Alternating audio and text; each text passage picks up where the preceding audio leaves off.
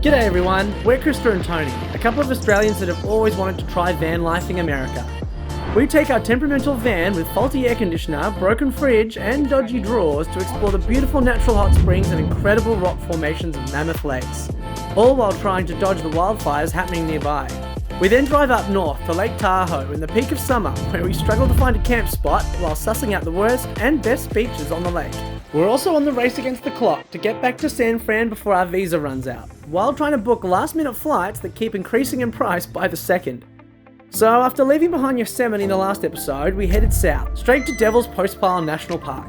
These tall, towering beams of rock look like they were built by the devil himself. So today we are hiking to the Devil's Postpile, which is a pretty cool geological formation, and it's a pretty short hike.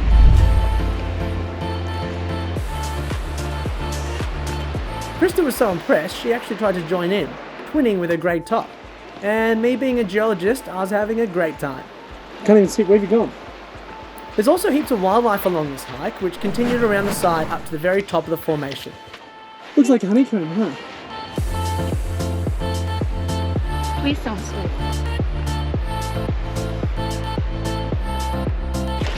Oh my God. And I know what you're thinking, well, how'd the devil make all these things? Well, around 100,000 years ago, lava flowed from a nearby volcanic system down into this valley, slowly cooling, forming cracks that led to the creation of symmetrical hexagonal columns where the crystal structures are most stable. The valley was then covered in heavy glaciers, which due to the weight, slid down the valley, cutting into the columns, leaving a shiny honeycomb feature that we see today. And you've got all these slick and slide marks where the glacier was moving this way and left all these scratch marks and perfectly shined all the basalt.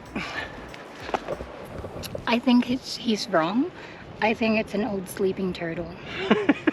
So it looks like the smoke is actually getting worse, which is not great. But fire is very much, it's similar to Australia, it's like a natural cycle, having bushfires come through. A lot of these plants actually require fire to germinate. And a lot of these plants have actually evolved to deal with fire. So how they've done so here. For example, this pine, all the lower branches just don't exist because lower branches equal kindling and allow the fire to climb. But if your branches start quite high, that means you're quite resistant to fire. And that's very similar to the giant sequoias. And the giant sequoias also have extra thick spongy bark around the side of them, which acts sort of like armor around a tree. I think this is similar sort of stuff you see on the floor. You can see this guy's been burnt, but I don't think he survived. I made that all up. I didn't. I read it on a sign. We then quickly stopped by the spring-fed SOTCHER Lake, which was once again created by an ancient glacier. This spot is beautiful with heaps of fish, wildlife, and just keep an eye out for snakes. We then boosted into the town of Mammoth Lakes, resupplied, and then set out on a hunt for hot springs. So why the hot springs in this area? Well, Mammoth Lakes is part of the Long Valley caldera, which was once a volcano that blew its lid around 760,000 years ago, leaving this massive crater rim that can be seen all across the valley. The magma chambers beneath the caldera continue to produce heat, which warms underground aquifers, creating these hot springs.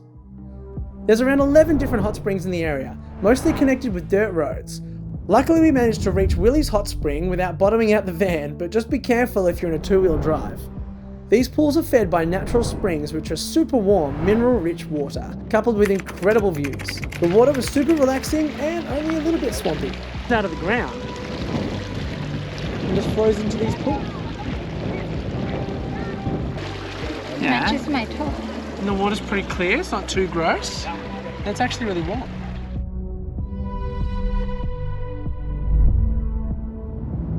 Further upriver, you have the Hot Creek geological site, which is renowned for its deep blue pools.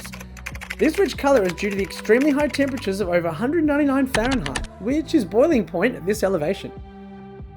So after getting our fill of hot springs and rocks, we checked the iOverlander app and managed to find an epic free campsite hidden in the woods to the north of Mammoth Lakes. We are right next to Mammoth Lakes, and this is free BLM land, so you can camp here for nothing, which is great. You just have to respect, obviously, the campsites and not leave any rubbish behind. So I'm just going to have an outdoor shower using this super low pressure tap system out the window. It's going to be fun. And to avoid getting my feet all sticky, I've made a real budget little shower mat, which is now overrun with ants. That's gonna be fun. All right, here's my shower technician. Hello. Ready for water, please? Ta-da! So this tap was one of many issues we're having with the van, along with a broken fridge, faulty roof fans, and a set of drawers that always wanted to ride shotgun with us in the front seat. But besides that, the van was actually pretty great. So, finished the shower, and Krista has made some, what do you call it, bruschetta? Is that it? And now we are recreating what we saw off the pretzel packet. All Krista's idea. Let's see, what's the taste? Taste test. Glue. So there you go. Success.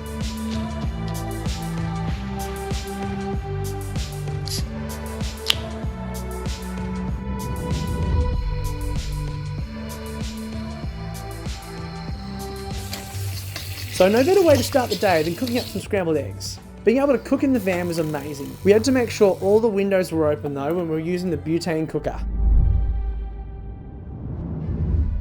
So as we left Mammoth Lakes and headed for Lake Tahoe, I wanted to check out another unique geological site along the way.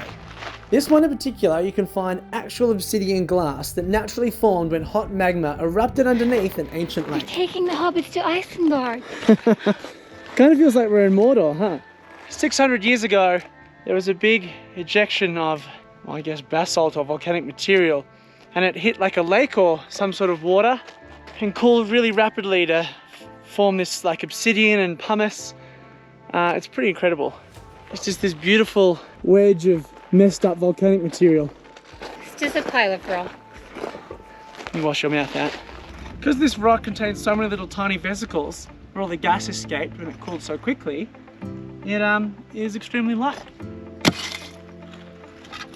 Oh my god, this is super light. I can lift that with one arm. Amazing. It's not even a rock, it's styrofoam. No! It actually feels like styrofoam. Look at this dragon glass. We can kill all the White Walkers with this stuff. I think you're a White Walker yourself. There's actually blue eyes, and I'm quite pasty.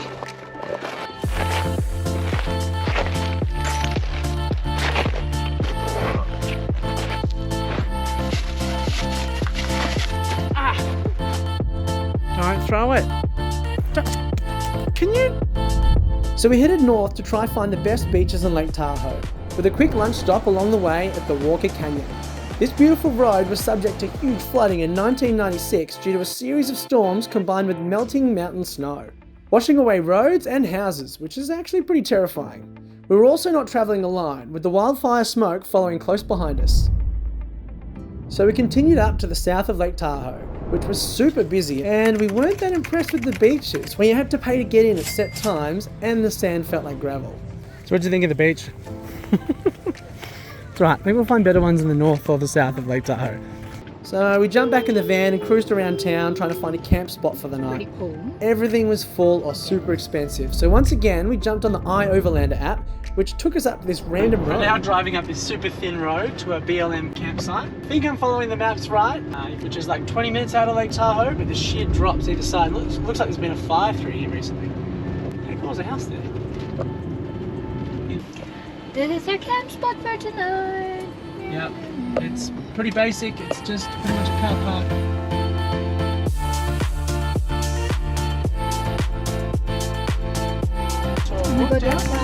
It's so cute.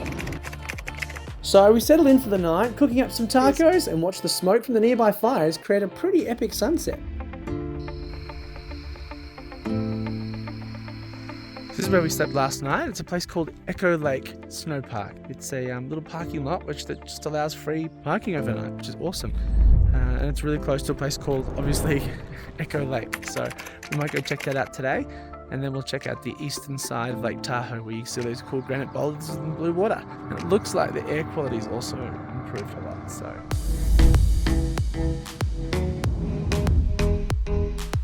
Alright, here we are on the east side of Lake Tahoe at Secret Cove, and it's a real deep dipping hill.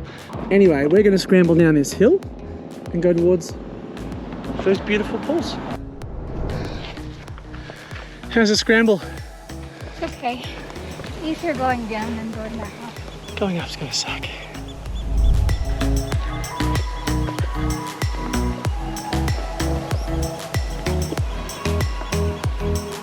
Nice, huh? Oh my god, I feel like I'm home.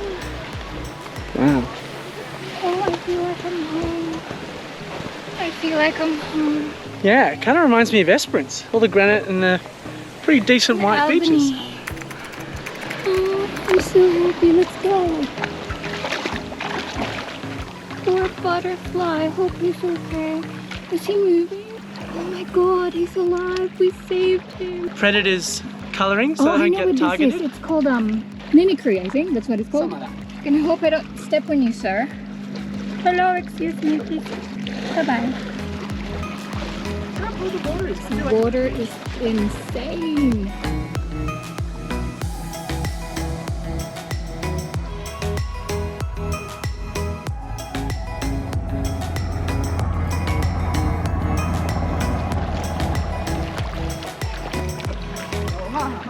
It's so clear. Really? It's the clearest snorkeling spot I've ever seen.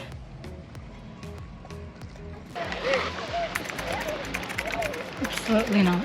We're exploring other beaches and we came across that, so that's interesting. Someone's butt was out. Yeah, some guy's butt was out, so we decided to turn around. And we decided to keep walking around. Oh, hang on. What's down here? Can we have a look in here? It's pretty nice. Let's have a look.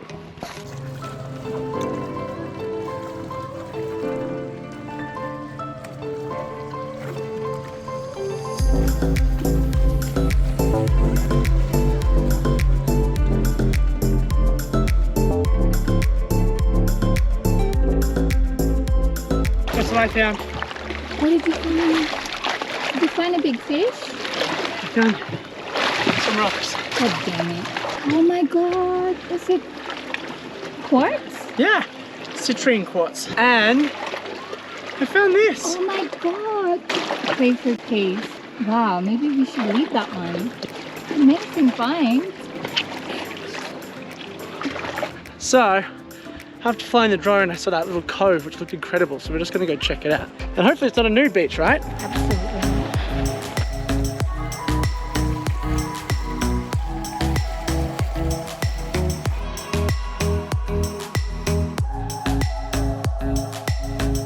I couldn't resist, I have to include this little geology section.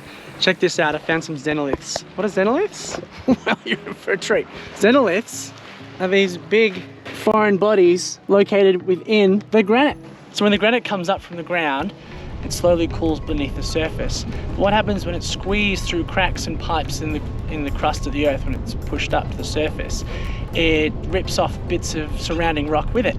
And that's what these foreign bits of rock are.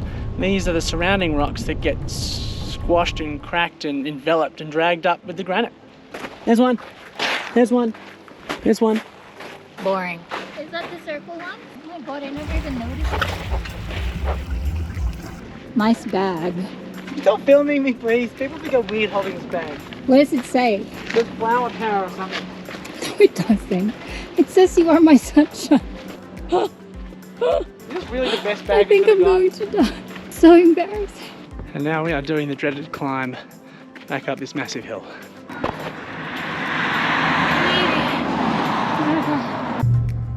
So we've noticed the drawers have been trying to escape recently, so we've had to use a bit of sticky tape to stick them together, and we've had to use some rope to stick them together because they keep wanting to jump out of the van.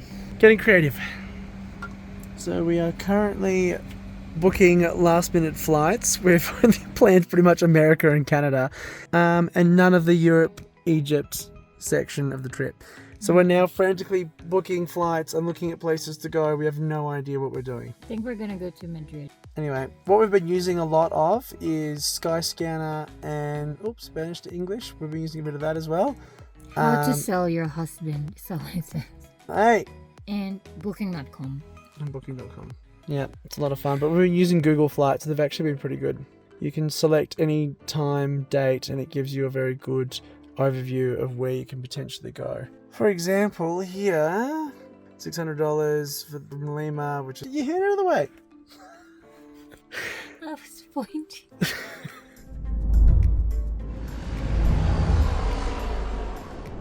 Oh, we're taking a corner. Oh, that's the drawers again. Are they out? Have a look. I bet you they're out. Yes. Oh, not again. at this. And here we are at the Golden Gate Lookout. And behold, the beautiful Golden Gate. God damn it. So we waited another 15 minutes to get a quick view of the bridge, then boosted off to Starbucks to try finish our booking for our last minute flights to Peru. Well, that's it. That's the end of 3 months. We're finally leaving America. Up to Peru. Take our advice, book flights in advance. We ended up learning the hard way, getting average flights with huge layovers in Mexico and Peru. And then we ended up having to do the same for our flight to Europe, which we ended up booking at the airport as you need proof of exit before entering Peru. So that's it for this episode. If you've made it this far, huge thanks for watching, and giving us a like really helps our channel. We'll see you in the next one where we explore Lima, then head to Cusco.